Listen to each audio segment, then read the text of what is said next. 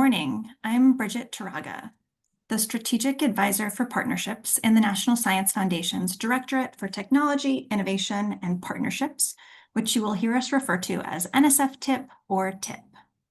Thank you for joining us for the NSF Tech Labs Request for Information RFI webinar. Before jumping into the program overview, I have a few housekeeping items to share. First, this webinar is being recorded. We will share the webinar recording and the presentation brief in a follow-up email. Second, as an attendee, you are in listen-only mode. You can click the Q&A button to type and submit questions for response during the webinar. However, we suggest that you listen first, as the NSF team will be sharing a lot of information in the 40-minute presentation. We are likely to answer many of your questions, and we've integrated answers to the questions that came in over email already into our presentation. The program overview will largely follow the format of the RFI, and you can follow along in the RFI PDF, which you can find by searching for Tech Labs on sam.gov or by clicking on the QR code here on the slide. For the agenda today, we'll begin with an overview of the TIP Directorate and the Tech Labs vision by Assistant Director for TIP, Erwin Gianchandani. Then I will highlight various groups that can provide valuable and nuanced feedback in a slide on engagement targets and cover the strategic objectives. After that, the program design and RFI will take up the bulk of the time for the webinar. Associate Program Director Rebecca Schmiel will share a lot of information and probably answer a number of the questions that you have now. We'll save 20 minutes at the end for a Q&A section. With that, it's my pleasure to turn it over to the TIP Assistant Director, Erwin Gianchandani. All right, thanks very much, Bridget, and hello, everybody. It's a real pleasure to be with you today, and I have to say that the scale of interest that we've seen in the NSF Tech Labs initiative, really as evidenced by the number of you who are tuning in today, the number of folks who've registered for this webinar, and I'm sure folks who will watch it afterwards as well. I think it really demonstrates the capacity for innovation across the United States, and also at the same time, the hunger for new models as well, new approaches to being able to pursue that innovation, and I'll talk about that a little bit in the course of my remarks here in just a few seconds. But we're really excited to see all of you here today, and I want to thank you very much for taking the time out of your busy schedules to participate and also to engage with us, ask questions along the way, and so forth. If you take nothing away from my comments here or from this webinar, please take the following statement, and that is that your input is really critical for helping us to be able to shape this initiative and more broadly, at the end of the day, the future of the U.S. science and technology leadership in the world.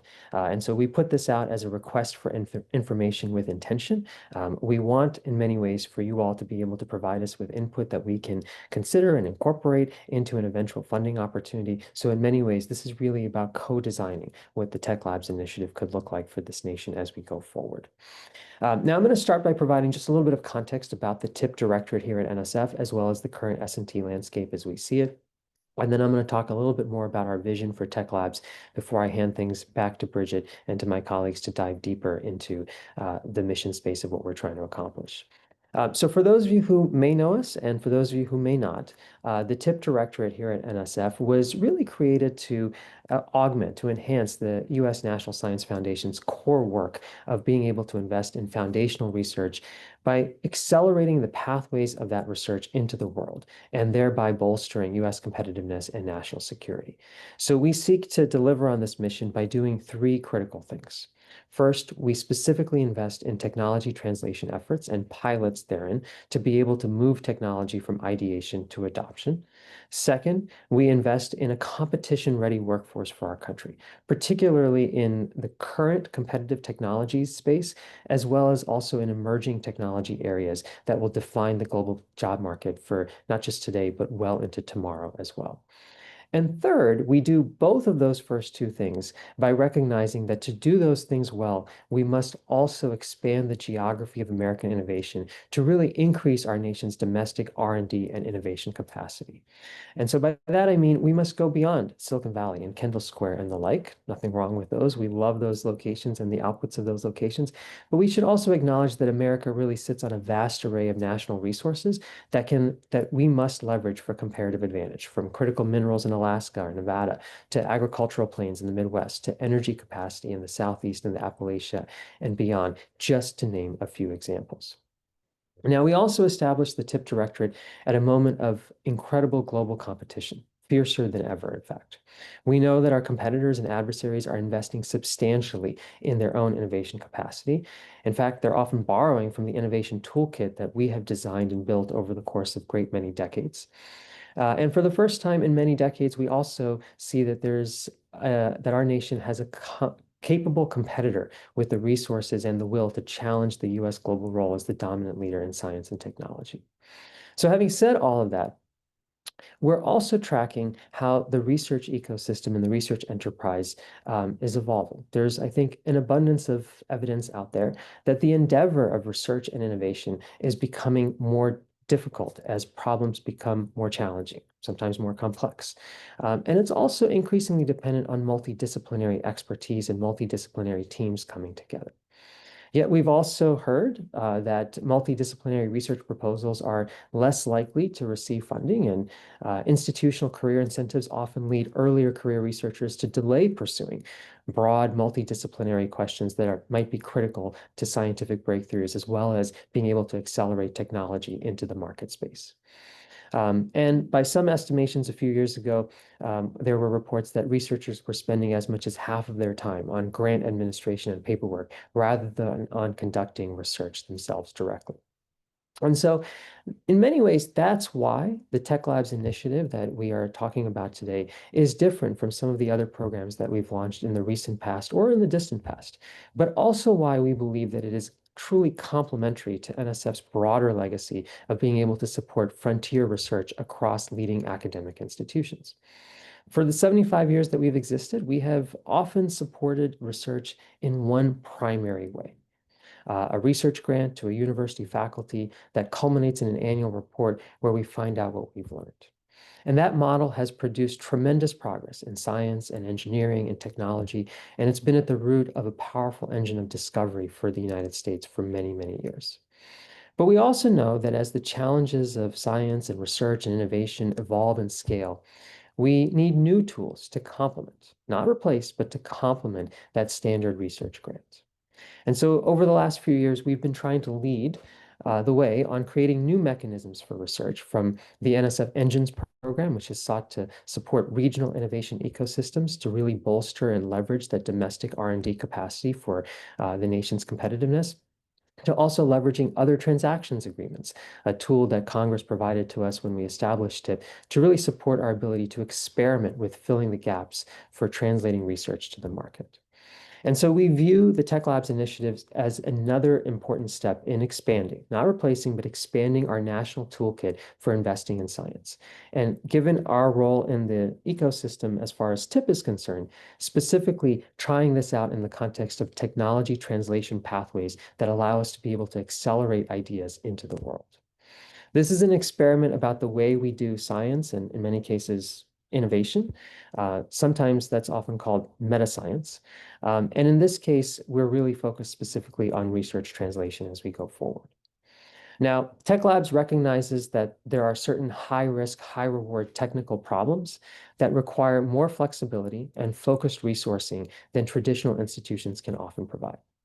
It's grounded in the recognition that many of our most pressing challenges in technology acceleration and translation require coordinated, interdisciplinary, multidisciplinary teams working with urgency and purpose, and often transcending existing institutional structures and limitations. And it recognizes that talent is currently distributed across organizations and sectors, and we benefit by enabling new entrants into the funding and research and innovation enterprise.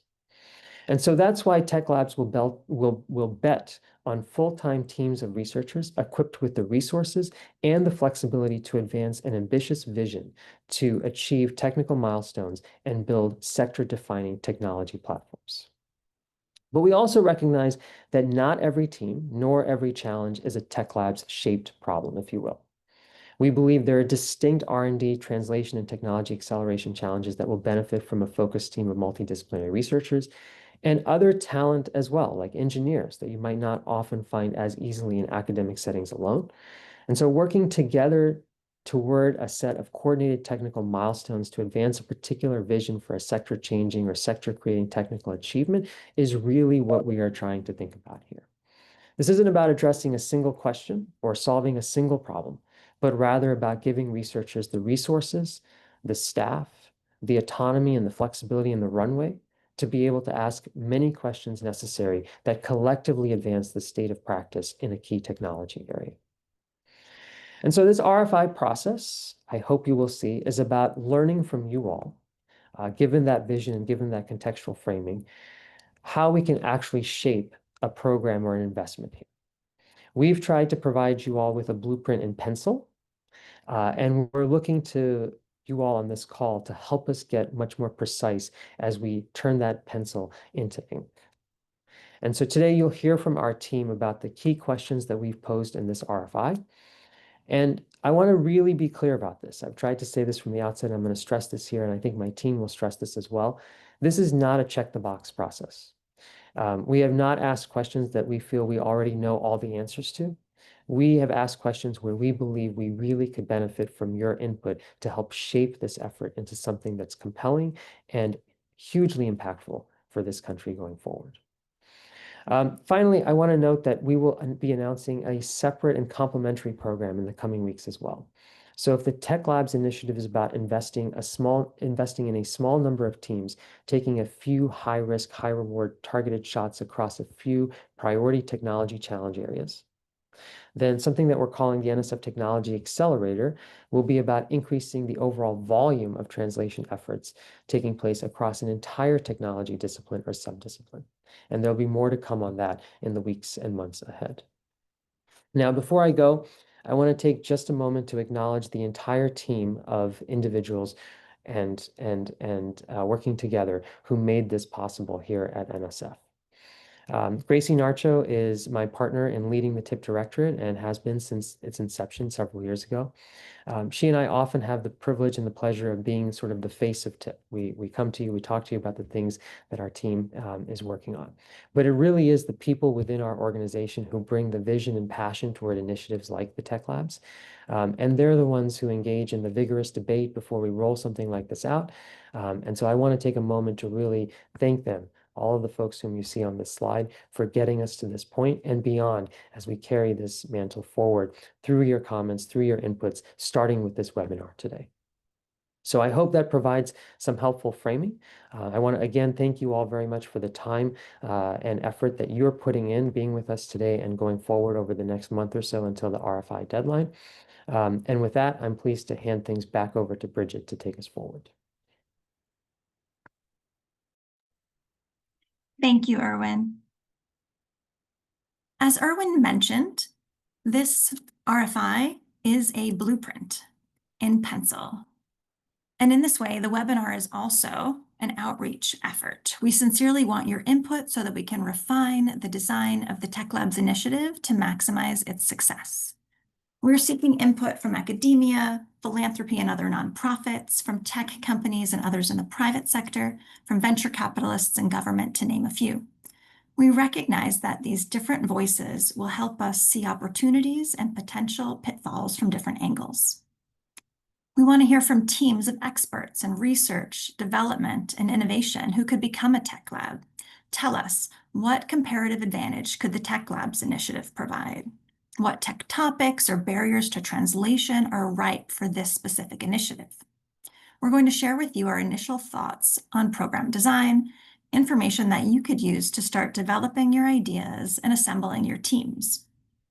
TIP could release a funding opportunity in the form of an other transaction solution offering as early as spring, though that depends on a large number of factors, including on the important feedback that we get from you by the January 20th deadline. The RFI is also relevant for experienced entrepreneurs who know how to take an idea and transform it into a product, a service, a public asset, or a company, and bring it to the market. So tell us, what program design choices could contribute to the success of the Tech Labs mechanism? We're interested in hearing from funders who might want to partner directly with NSF to identify focus areas where U.S. competitiveness is a priority, to guide the selection of the teams, and to match our money. Let's talk about synergy. How do we position the Tech Labs initiative such that it fills a gap and is synergistic with other activities by government, industry, and nonprofits? What types of partnerships might Tech Labs inspire, catalyze, and benefit from? Successful Tech Labs will be attuned to the latest opportunities and challenges of industries in their field. We want to hear from tech companies big and small on what Tech Labs structure can best facilitate this. Also, what tech topics or bottlenecks in your industry could be addressed in 3 to 7 years with this program design. And finally, ambitious thought leaders with big ideas should respond to this RFI. We want to hear your thoughts on the questions in Section 2 of the RFI, including on the role of NSF TIP and how a new tool like Tech Labs can complement the standard research grant, can unleash innovation, and overcome barriers to the commercialization of emerging technologies. I'll move on to the next slide and describe the strategic objectives of the Tech Labs program. It's about building sector-defining platforms. Tech Labs is not about niche products, but novel platform technologies that can serve as the foundation for future innovation and economic growth across multiple sectors. The internet is a quintessential platform technology. It's an underlying infrastructure that supports countless applications, services, and innovations across virtually every sector. PCR, polymerase chain reaction, is also a platform technology. It's a molecular biology technique used to amplify DNA sequences. It underpins many modern biology and diagnostic tools. For example, a PCR test can determine if you have an infectious disease like COVID-19, or it can help match the DNA at a crime scene to a suspect. Next, Tech Labs should drive towards outcomes beyond publications or datasets. Transformative outcomes may be demonstrated through the adoption of platforms or technologies by a variety of organizations outside the Tech Lab, by evidence of technology advancement across technology readiness levels, TRL levels, the emergence of a startup ecosystem around the nascent innovations, investment interests, or other tangible impacts. Next, Tech Labs should de-risk emerging technology. We seek to support teams with highly innovative, high-risk ideas that have the potential for breakthrough innovations that private investors might avoid due to the uncertainty of commercial success. This is fitting with TIP's role as a strategic bridge between foundational research and commercialization, and we want to hear from potential investors, as successful Tech Labs will be de-risking the tech to make it viable for their private investment. Next, think about addressing market needs. Tech Labs should have close relationships with industries, understand opportunities and challenges, and ensure that solutions are well-positioned for adoption without delay. And finally, we want Tech Labs to lead and leverage novel types of partnerships. In response to the RFI, we want to hear creative ideas from industry or nonprofits, including focused research organizations, academia, philanthropy, around the co-funding and co-design of solutions with Tech Labs. Strong Tech Labs will partner to leverage expertise or specialized resources that are already in industry or nonprofits. At this time, I'd like to introduce my colleague, Rebecca Schmiel, to summarize the program design. Hi, everyone. I'm Becca Schmiel. We're going to now go over some of the program descriptions that are present in the RFI in order to give you a better idea of what we're looking for in the Tech Labs initiative. So as we've heard from Erwin and Bridget, the outcome that we're expecting from the tech labs is to accelerate the translation of research into high-impact technologies that address national challenges. Some key features that we've built into the Tech Labs program, we're looking for outcome-focused teams. This is a real key indicator that differentiates Tech Labs from a lot of other NSF initiatives. We want teams to have the ability to adapt quickly to evolving technology. We're going to be basing the Tech Labs initiative on OT contracts or other transaction contracts with milestone-based funding. Tech Labs will have the operational and funding autonomy to be flexible in their use of funds and their ability to hire. And we're looking for cross-sector collaboration among the Tech Labs across academia, industry, and nonprofits.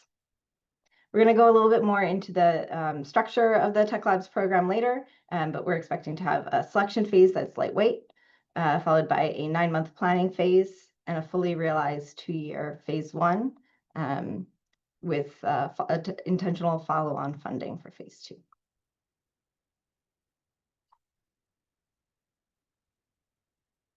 I want to really hammer home that NSF Tech Labs will bet on teams. We are looking to support full-time independent teams outside of traditional academic or startup or corporate settings that will have the operational autonomy and the flexibility to evolve with the changing technology landscape. Those teams are expected to operate as an institutionally independent entity by the end of phase 0 into the fully realized tech lab in phase 1. And the team members are expected to be full-time. This is in contrast to maybe an academic position where a PI is looking to have multiple different appointments, multiple different weights on their time, whether that's teaching or mentorship or their actual projects. In this case, the team members are expected to be really driven and focused on the mission of their tech lab in a full-time setting. There's no need to apply with a complete team to the Tech Labs program. We're expecting that teams of really focused leadership key personnel will be able to grow and adapt over the course of the Tech Lab program and scale in phase 0. Those teams, we're really looking for team members to demonstrate clear mission, leadership, and a willingness to take on risky ideas in creative new ways. In the RFI, we have identified some teams that we think are going to be good, eligible teams for the Tech Labs program, but this is not by any means constrained to just these types of teams. We're thinking that independent pre-formed teams that already exist, that are already ready to hit the ground running in the Tech Labs initiative would be good candidates, as well as teams that are planning from within academia or industry that are ready to scale a technology or vision beyond that existing institutional structure. We're looking for potentially teams that are part of an existing incubator program, whether that is part of NSF or outside of NSF. We're also looking at teams that have recently formed leadership teams that have a goal of scaling that team during phase 0 or phase 1. So again, pretty recently formed teams that also in scope are focused research organizations with or without current external support. Now, the Tech Labs RFI defines these 3 kind of vocabulary words as part of its structure. So we have topics. These are topics that are announced by NSF in a solicitation. We also have missions and outcomes, which are going to be proposed by teams in their proposal. So topics are focus areas where the US competitiveness is a priority to NSF. These examples might include overarching tech ideas and tech sectors like artificial intelligence, critical materials, quantum technology, semiconductor manufacturing, and biotechnology. Missions would be proposed by teams, and they would tackle a clear challenge with real-world relevance. These proposed missions should be technically complex, economically significant, and best addressed by the proposing experts. The missions are kind of the high-level vision of what your tech lab would do. Outcomes then would be the specific impacts that your tech labs would have. Again, also proposed by teams We're looking for measurable, high-impact results aligned with the mission. Examples might include developing platform technologies, advancing emerging technologies across technical readiness levels, and seeding new economic sectors, especially with new startup economies that could develop around the advancement of a new technology.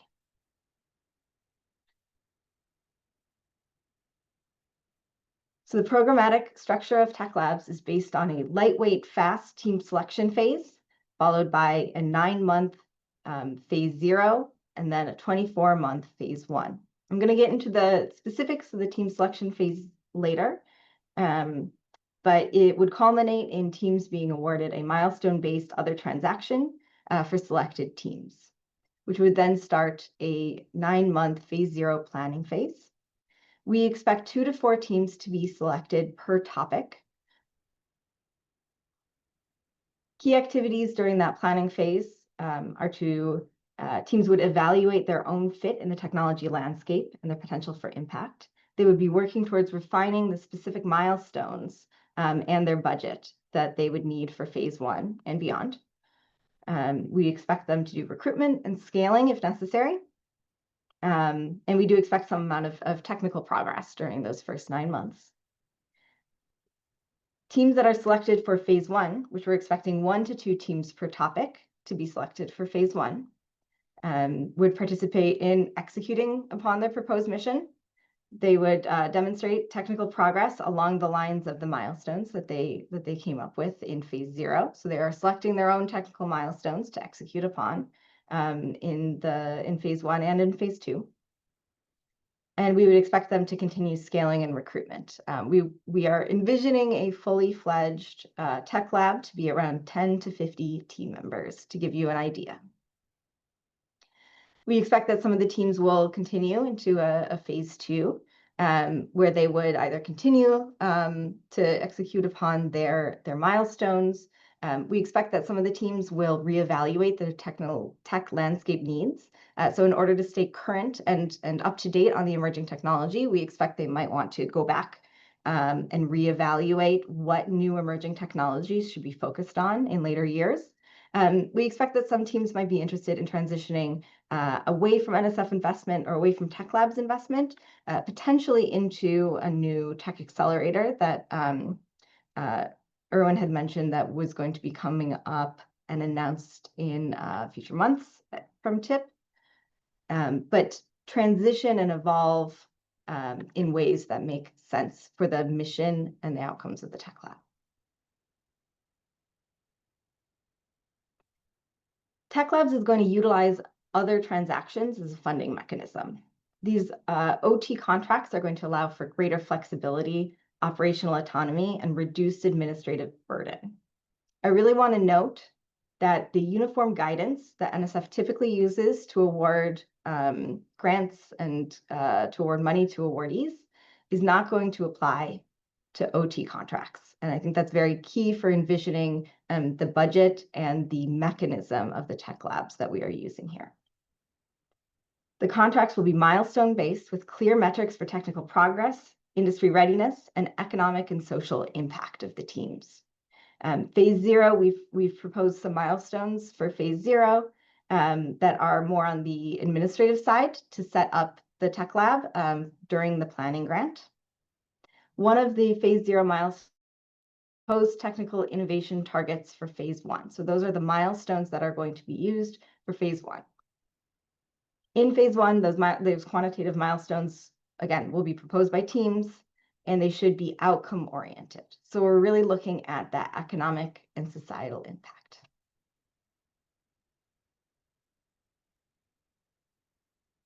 The funding for Tech Labs beyond phase 0, so into the fully fleshed out phase 1 stage of Tech Labs, is expected to range from 10 to 50 million per team per year. And that funding is expected to scale with the needs of each team. So some factors that we're looking at for determining how much each Tech Lab gets might include team size, team composition, their infrastructure and materials needs, as well as their growth trajectory. So how quickly is this team scaling, and how much money are they going to need to actually execute upon their mission? We do expect that complementary support from industry and philanthropic partners is encouraged and might be used. I will just emphasize that we are not expecting all tech labs to come in with complementary support from industry. This can be something that they grow into during their planning phase and beyond. Our intention with the funding mechanism is to be flexible and to accommodate the funding needed for great teams to do great work. The selection process for tech labs is intended to be lightweight, especially compared to the traditional NSF proposal. We're looking for less burdensome for teams and for NSF, and we're looking for new ideas and really impactful ideas. So NSF would sometime, according to our timeline, hopefully in the spring, would release a call for proposals. We're expecting around 3 topics would be announced along with that call for proposals. The proposing teams would submit a lightweight written proposal addressing team qualifications, team structure, proposed mission, and proposed outcomes. We would then invite oral presentations for a select number of the teams. And for the teams that were successful in their oral presentations and that we decided to award a Tech Labs Planning Phase 2, they would be awarded a milestone-based other transaction award to begin Phase 0. And we're expecting that this whole step would take around 90 days. I'd like to end this presentation with some historical counterfactuals that show how our team is thinking about the Tech Labs initiative. These are examples that in hindsight, we might wish we had had a tech lab or tech accelerator to protect US scientific leadership and national competitiveness. So for example, 5G communications research was something initiated by US researchers. We can imagine that a 5G focused NSF Tech Labs in the early 2010s could have accelerated US market entry, maintained leadership, and reduced China's competitive advantage. This is in some ways an oversimplification of the issue, but we can imagine that a Tech Labs would have been useful in this context. And a similar story is true for lithium-ion batteries.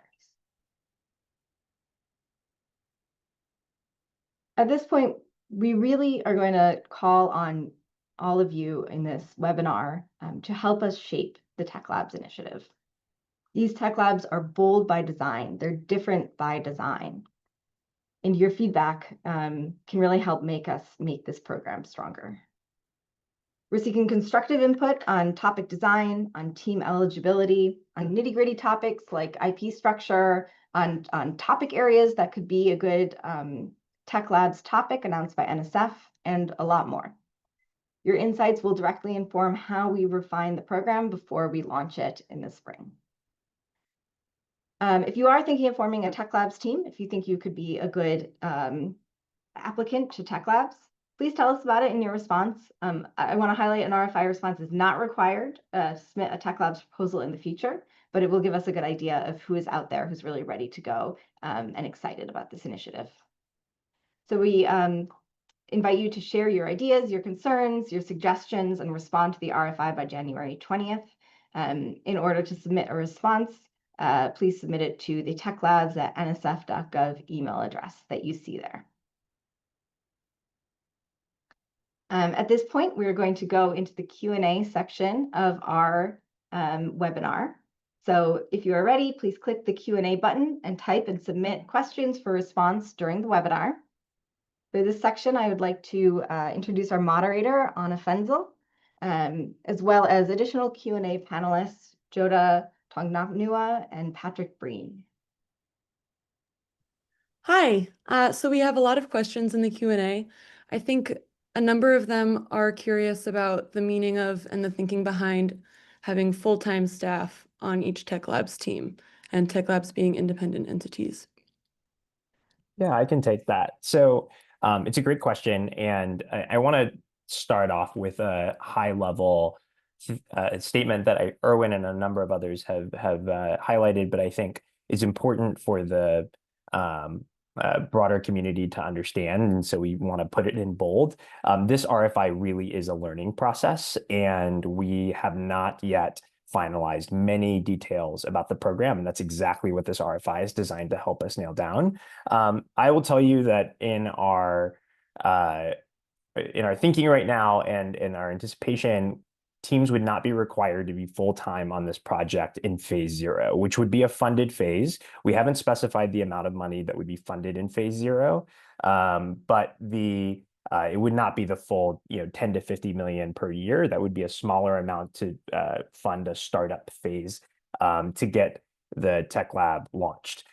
So it's our anticipation that teams would be in formation. They may be at home institutions. You may have staff from multiple places working together to get a tech lab off the ground, but it wouldn't necessarily yet be an entirely full-time operation. Thanks, Joda. We have another question. What is the starting and ending TRL level that Tech Labs programs are expected to address? I'll take this and then also invite some of my colleagues to join if they have other thoughts. So I think that we are not specifying specific TRL levels. However, given that this first tech lab, we'll see how it goes, is coming out of the Technology Innovation and Partnerships Directorate, which is focused predominantly on translation of technology.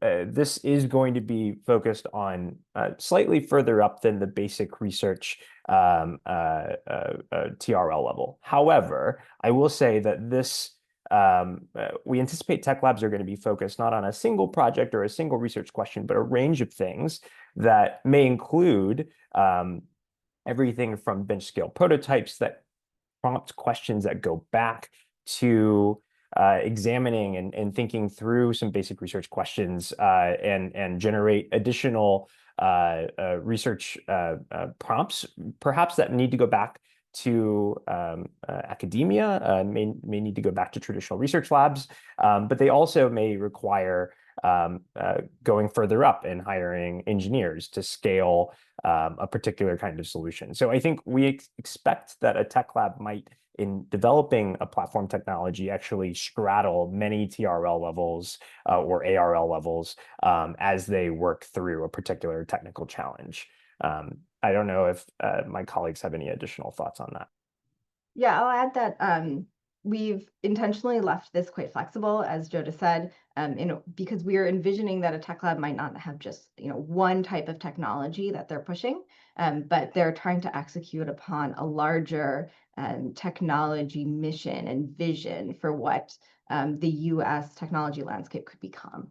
I will also say, I'm hesitant to put specific numbers down, but we did talk about potentially starting around a proof of concept TRL stage and ending before it's fully ready for market validation. Again, we also want it to be able to go into other TIP programs like the Tech Accelerator. And so a tech lab might graduate into the Tech Accelerator, which is at a latter TRL stage. Thank you, guys. Okay, another question that we're seeing a lot is if we can offer some clarification about the difference between tech labs and other programs in NSF and outside of it. I've seen questions about SBIR, STTR, IUCRCs, Convergence Accelerator, and the ARPA programs, for example. Yeah, let me take this first and then offer it up to some of my colleagues. Starting off, I think I want to come back to the sort of central premise of Tech Labs, which is that this is fundamentally betting on a team rather than a project. I will start with some of the comparisons to our own internal NSF programs, where the idea around an accelerator is really designed to get something to commercialization specifically, often, or to an open source technology or a product. Same for our SBIR programs, which is often around getting to a product.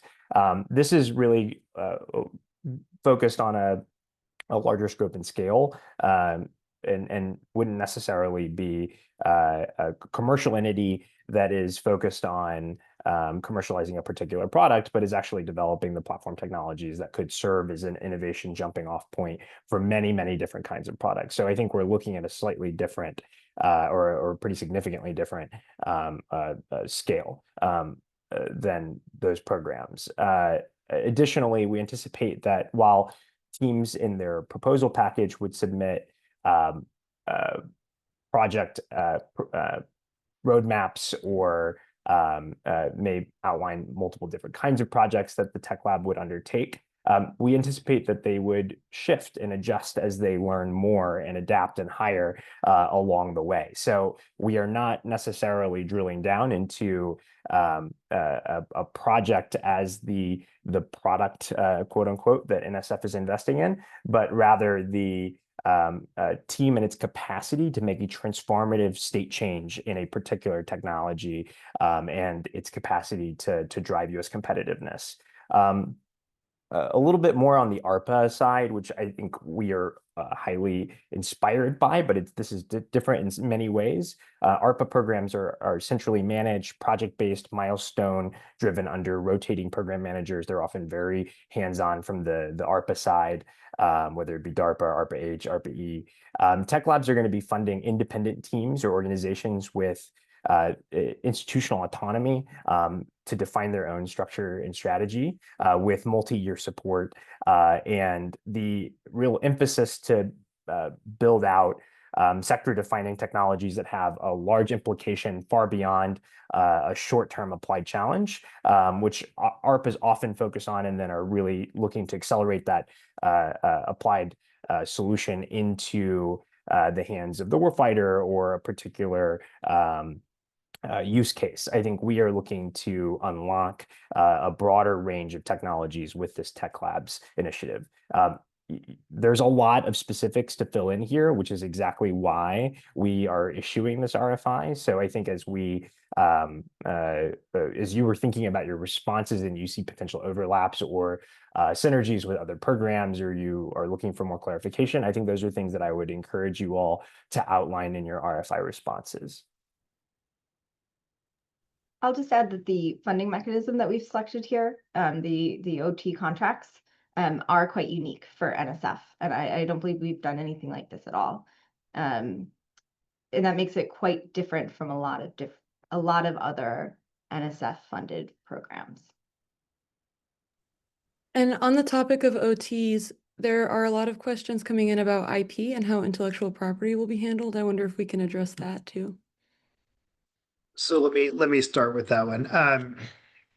So in general, we do get this question quite frequently. So as Becca pointed out, we don't have a significant number of OTs here at the foundation currently, but this is the single question we get most often. When the actual RFP comes out, we will be very clear on sort of the intellectual property and the rights there.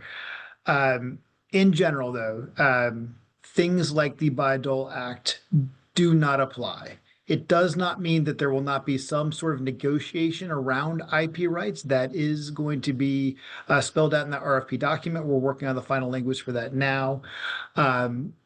We will actually post that publicly when we replace our other transactions, other arrangements guide, so that everyone can see that hopefully well in advance of the release of a solicitation.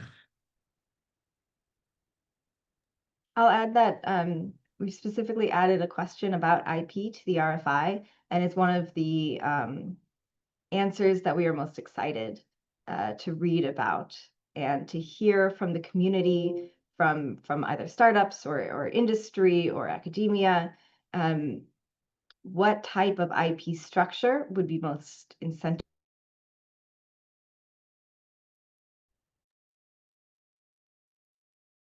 So another question from early on in the webinar, how is NSF thinking about governance structures for Tech Labs balancing autonomy with public accountability? I'll start. I think that we are excited to see what kinds of different organizational types and structures folks think make the most sense for these organizations. So I've seen a lot of questions about, does this need to be a nonprofit or a for-profit, or how far out of an institution does it need to be institutionally independent? I think these are exactly some of the RFI answers that we're looking forward to reading your recommendations or thoughts on. I think there's a couple of things that we are looking for at a vision level. One is the ability to hire a diverse, talented team that has the capacity in terms of, and I mean like in terms of the different range of skill sets and backgrounds, the multidisciplinary team necessary to take on a large, complex technical set of challenges that could build this sort of platform technology, and have the hiring authority to necessarily scale up quickly. I think the other piece is being able to really give that team the focused leeway to actually focus on those challenges rather than split their time amongst multiple other obligations. Beyond that, we're, I think, currently envisioning an entity that is perhaps incorporated on its own, perhaps a subsidiary or a spinoff of another organization. Again, I think we're still looking to RFI responses to finalize that guidance. And I know that there's a lot of implications in terms of the choices that we make here, which is why we're being thoughtful and careful about that decision. And I'm sorry, Becca, please go. I just want to highlight, we're looking for outcomes. We're looking for those teams to really have demonstratable milestone-based outcomes at the end of their Tech Labs phase 1. And so we will keep on for phase 2, the teams that are really exciting and doing successful, exciting work. There's also a number of questions about international engagement and partnership with the Tech Labs. I wonder, Bridget, if you could speak to that. Sure. So the Tech Labs program is primarily a domestically focused program. That is, NSF funding will go to a US-based entity for work that would be done primarily in the United States. However, we recognize that science and technology has no borders, and that some of the best expertise, some of the best collaborators could be in other places around the world. I saw mention of the US-UK prosperity deal in the questions. And so collaborators could be in other places around the world, but NSF dollars will not flow to the international entities. Thanks, Bridget. And then we're also getting a lot of comments about the requirement for members on the team to be full-time dedicated to the team. I know we've spoken about this a little bit, but can we clarify explicitly what we mean by full-time and independent? Yes, to the extent that is possible. We have not made all those decisions. So I think there's a number of questions about, do the leadership team need to be full-time? Like, is it every single person on staff? Again, we have not made a decision on that. Again, we are looking for boisterous, enthusiastic responses in the RFI process, telling us what you think, given what we have outlined here as the vision and goal. Because I imagine you all have a lot of thoughts on this.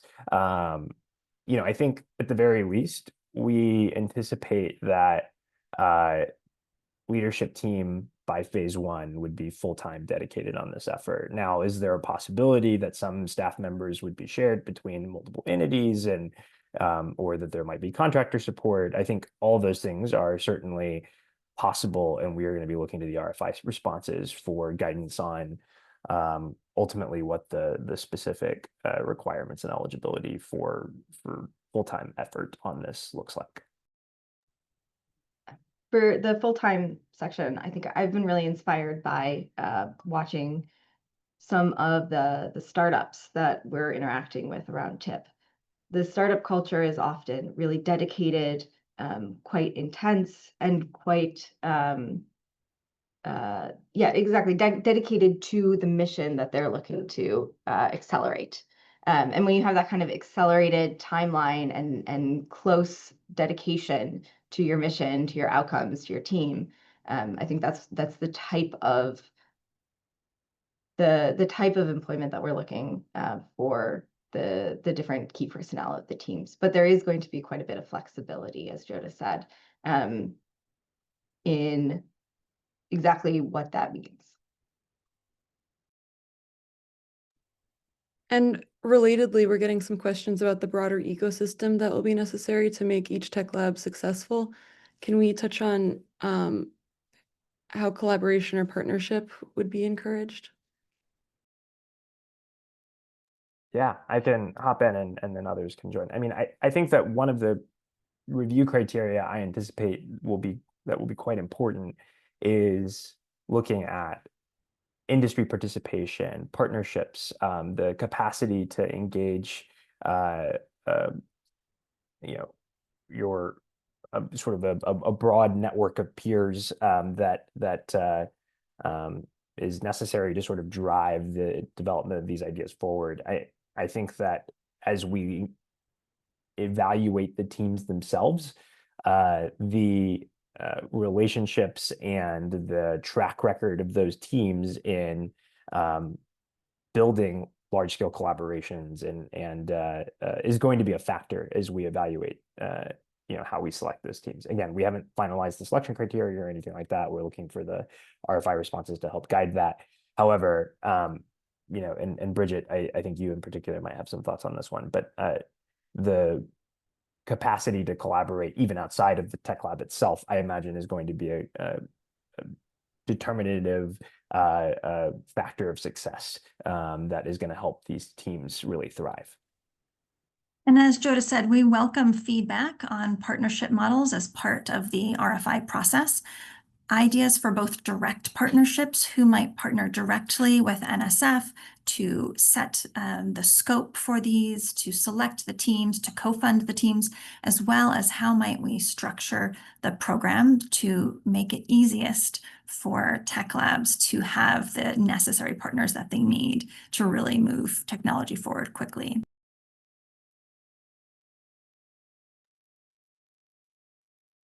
So another question. In the past, I'm reading this directly. In the past, I've seen some graduate student or recent graduate teams be very successful in transitioning emerging technology into job creation. Some were supported in the early stages. Is there any opportunity for early career teams to be part of the process or only more senior teams? Becca, I saw you come off of mute, but just quickly, I think we are interested in, bright talent from across the United States, regardless of what stage of their careers that they're in. I think teams are going to, the teams that would be most successful are going to demonstrate that they have the capacity to actually accomplish their vision, to those technical milestones that they propose are actually going to be viable. And there is going to be some track record, I imagine, that would be helpful in validating that. But I expect that there might be a range of experience on a team that eventually assembles that would include graduate students, non-publishing engineering talent, and so folks from outside the academy, and both senior and early researchers. Becca, do you have any additional thoughts? I was going to say exactly what you were going to say about the range of different experiences that we might see on a successful Tech Labs team. I personally am quite excited about investing in a new career track for a lot of our graduating PhDs and scientists, where they might be involved in contributing to economic and social advancement in a way that is not always directly possible in academia and industry on their own as a career track. I will say that we are looking for that kind of high-level vision and leadership that often exists in some of our more experienced members, but by no ways is this limited only to very established scientists. We really are excited to open this opportunity up to early career professionals. There's another question about how involved TIP will be in guiding the Tech Labs teams through the process. I think TIP is going to be involved in especially in helping the teams. There's several areas in which I can see teams touching base with TIP directly. One of them is the establishment of phase 1 milestones during their planning phase, selecting the right milestones that are going to really set them up for success. The second is in finding ways to reduce administrative burden on the teams themselves, especially if we are asking them to be relatively institutionally independent. That's something that could be a high barrier for a lot of teams, and we want to make sure that we provide the support necessary for these teams on an administrative level.